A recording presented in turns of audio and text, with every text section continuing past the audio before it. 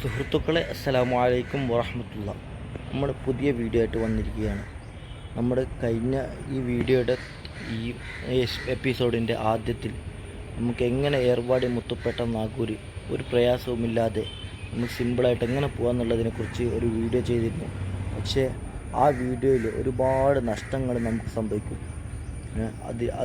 അതൊക്കെ പരിഹരിച്ചുകൊണ്ട് നമുക്കെങ്ങനെ സിമ്പിളായിട്ട് ഏറ്റവും ബഡ്ജറ്റ് ലെവലിലായിട്ട് എങ്ങനെ നമുക്ക് ഏർവാടി മുത്തുപ്പേട്ട നാഗൂർ രാമേശ്വരം അതുപോലെ തന്നെ പാമ്പം പാലം പിന്നെ ധനുഷ്കോടി അങ്ങനെയൊക്കെ പോയിട്ട് നമുക്ക് എങ്ങനെ സിക്കന്ദർ മല ഒക്കെ കവർ ചെയ്തിട്ട് എങ്ങനെ തിരിച്ച് നാട്ടിലേക്ക് വരാമെന്നതിനെക്കുറിച്ചുള്ള ഒരു ചെറിയൊരു വീഡിയോ ആണ് നമ്മൾ ഇന്ന് ചെയ്യുന്നത്.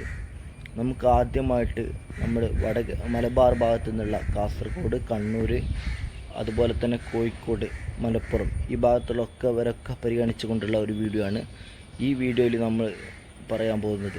അപ്പോൾ നമുക്ക് നേരെ വീഡിയോയിലേക്ക് പോകാം. ആദ്യമായിട്ട് തന്നെ നമ്മൾ മംഗലാപുരത്ത് നിന്ന് എല്ലാ ദിവസവും ചെന്നൈയിലേക്ക് പോകുന്ന മംഗലാപുരം ചെന്നൈ സൂപ്പർ ഫാസ്റ്റ് അഥവാ 12686 എന്ന നമ്പറിൽ സർവീസ് നടത്തുന്ന ട്രെയിനാണ്.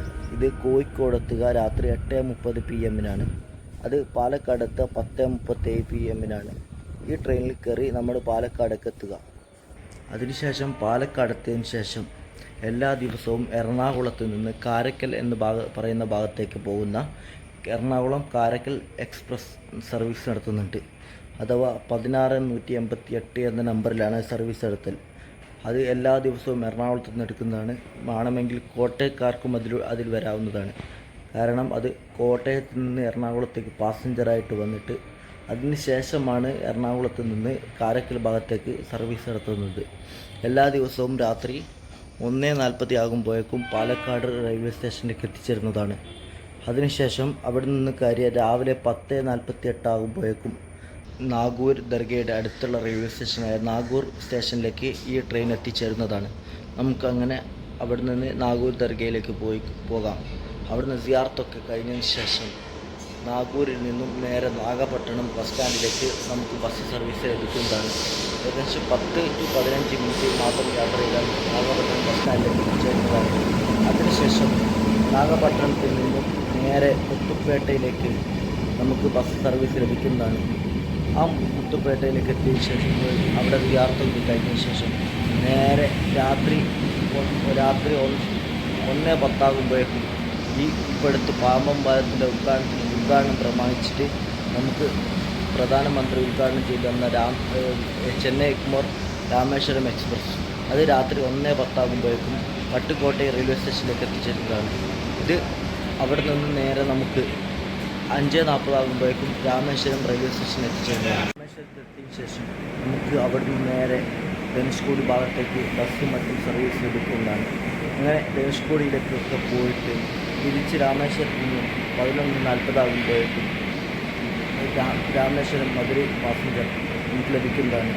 56,714 എന്ന നമ്പറിൽ സർവീസ് നടത്തുന്ന രാമേശ്വരം മധുരൈ പാസഞ്ചർ അഥവാ 11:40 എടുത്തിട്ട് 12:54 ആകുമ്പോഴേക്കും നമുക്ക് രാമനാഥപുരം റെയിൽവേ സ്റ്റേഷനിൽ എത്തിച്ചേരാവുന്നതാണ്. അങ്ങനെ അവിടുന്ന് നേരെ രാമനാഥപുരം റെയിൽവേ സ്റ്റേഷൻ്റെ തൊട്ടപ്പുറത്ത് തന്നെ രാമനാഥപുരം ബസ് സ്റ്റാൻഡ് നമുക്ക് കാണാവുന്നതാണ്. അവിടുന്ന് നേരെ നമുക്ക് ഏർവാടിയിലേക്ക് ബസ് സർവീസ് ലഭിക്കുന്നതാണ്. അങ്ങനെ അവിടുന്ന് നേരെ ഏർവാടി എത്തിയ ശേഷം നമുക്ക് റൂം എടുക്കാം. അല്ലെങ്കിൽ സിയാർത്തൊക്കെ കഴിഞ്ഞ ശേഷം അവിടെ നിന്ന് നമുക്ക് വിളക്കര അതുപോലെ തന്നെ അവിടെ ഒരുപാട് ദർഗകളും മറ്റുമൊക്കെ ഉണ്ട്. ഒരു ദിവസത്തേക്ക് നമുക്ക് സന്ദർശിക്കാൻ വേണ്ടി മാത്രം അവിടെ ഒരുപാട് സ്ഥലങ്ങളും മക്കാമൊക്കെ ഉണ്ട്.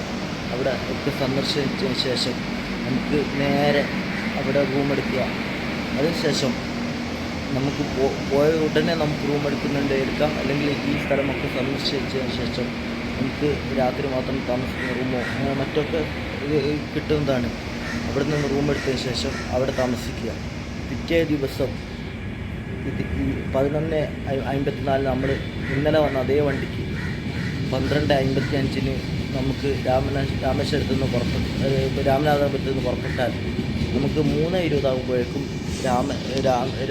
മധുര എത്തിച്ചേരുന്നതാണ്. പ്രത്യേകം ശ്രദ്ധിക്കണം. ഈ ട്രെയിന് ഡിലേ ആകാൻ സാധ്യതയുള്ളത് കൊണ്ട് ഇതിൻ്റെ തൊട്ട് മുമ്പുള്ള പാസഞ്ചറുകൾക്ക് നമുക്ക് കയറി മധുരയിലേക്ക് വരാവുന്നതാണ്. കാരണം അതിനുശേഷം പറയുമ്പോൾ നിങ്ങൾക്കെല്ലാവർക്കും മനസ്സിലാകും. അതിന് തൊട്ട് മുമ്പുള്ള പാസഞ്ചറിന് വന്നാൽ നമുക്ക് ഒരു ഉപകാരം കൂടിയുണ്ട്. നമുക്ക് നേരെ മധുരയിൽ വന്നിട്ട് അവിടുന്ന് സിക്കന്ദർ മലയിലേക്ക് പോയി യാത്രയ്ക്ക് കഴിഞ്ഞ് തിരിച്ചു വരുമ്പോഴേക്കും ഏകദേശം നമുക്കുള്ള സമയം റെഡിയായിരിക്കും. കാരണം 16-344 നമ്പർ സർവീസ് എടുത്തുന്ന മധുരൈ പിന്നെ തിരുവനന്തപുരം അമൃത എക്സ്പ്രസ് നമുക്കെല്ലാവർക്കും കേട്ട് പരിചയമുണ്ടാകും. തിരുവനന്തപുരത്ത് നിന്ന് പാലക്കാട് വഴി മധുരയിലേക്ക് പോകുന്ന സർവീസാണ്. ആ സർവീസ് അഥവാ 3:45 PM മധുരയിൽ നിന്ന് പുറപ്പെടുക. അപ്പോൾ നമുക്ക് മുമ്പത്തെ പാസഞ്ചർ വന്നിട്ടുണ്ടെങ്കിൽ നേരെ സിക്കന്ദർ മലയൊക്കെ സിയാറത്തും കഴിഞ്ഞ് നേരെ മധുരയിലേക്ക് എത്തിയാൽ ഈ വണ്ടി നമുക്ക് ലഭിക്കുന്നതാണ്. അത് രാത്രി 8:30 ആകുമ്പോഴേക്കും പാലക്കാട് റെയിൽവേ സ്റ്റേഷനിൽ എത്തിച്ചേരുന്നതാണ്. അപ്പോൾ നമുക്ക് അവിടെ തന്നെ റൂം എടുക്കുകയാണെങ്കിൽ അങ്ങനെ റൂം എടുക്കുകയും അല്ലെങ്കിൽ നമുക്ക് നേരെ അവിടുന്ന് രാത്രി 12:50 മംഗലാപുരത്തേക്ക് പോകുന്ന നമ്മൾ അങ്ങോട്ടേക്ക് പാലക്കാടേക്ക് ഏത് വണ്ടിയിലാണ് പോയത് അതേ വണ്ടി തന്നെ തിരിച്ച് പാലക്കാട് നിന്ന് നമുക്ക് നേരെ കാസർഗോഡ് ഭാഗത്തേക്കോ അല്ലെങ്കിൽ കണ്ണൂർ ഭാഗത്തേക്കോ അല്ലെങ്കിൽ കോഴിക്കോട് ഭാഗത്തേക്കോ അല്ലെങ്കിൽ മലപ്പുറം ഭാഗത്തേക്കോ പോകാവുന്നതാണ്. മലപ്പുറം ഭാഗത്തുള്ളവർക്കുമാണെങ്കിൽ അവിടുന്ന് പാലക്കാട് നിന്ന് രാത്രി അവരുടെ നാട്ടിലേക്ക് ബസ് ഉണ്ടെങ്കിൽ അങ്ങനെയും ഉപയോഗപ്പെടുത്താവുന്നതാണ്. എന്നാൽ നമുക്ക് നല്ല ബഡ്ജറ്റായിട്ട് എല്ലാ സ്ഥലങ്ങളും സിയാറത്ത് ചെയ്തിട്ട് തിരിച്ചെത്താവുന്നതാണ്. ഈ പ്ലാൻ ഉപയോഗിച്ച് നിങ്ങൾ വരികയാണെങ്കിൽ നിങ്ങൾക്ക് ₹1 നഷ്ടമുണ്ടാവുകയില്ല.